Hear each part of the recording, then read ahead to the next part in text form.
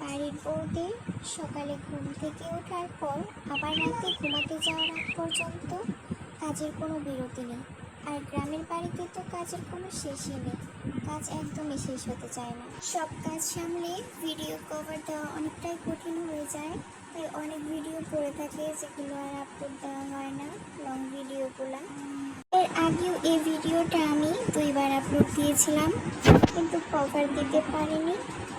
Voice দিতে না পেরে ভিডিওতে আমি মিউজিক অ্যাড করেছিলাম, আর সেটা ইস্যু হয়ে দাঁড়িয়েছিল, যার কারণে ভিডিওটা আমাকে 2বার ডিলিট করতে হয়েছে।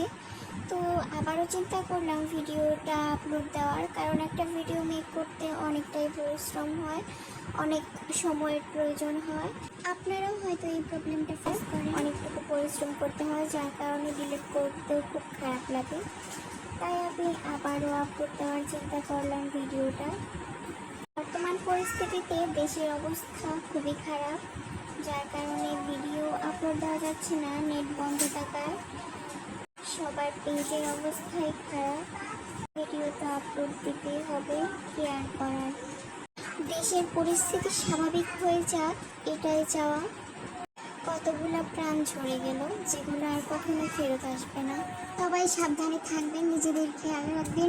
এর আগেও দেশের স্বার্থে, জনগণের স্বার্থে অনেক আন্দোলন ঘটেছে, যেগুলো আমাদের দেখার সুযোগ হয়নি, কিন্তু এবার 2024-এর আন্দোলনটা যুক্তিযুক্ত। সবার জন্য অনেক দোয়া রইল যেন জয়লাভ করেন ছাত্র ভাইয়েরা। আন্দোলন ন্যায়ের পক্ষে, আর আমরাও সাক্ষী হয়ে রইলাম।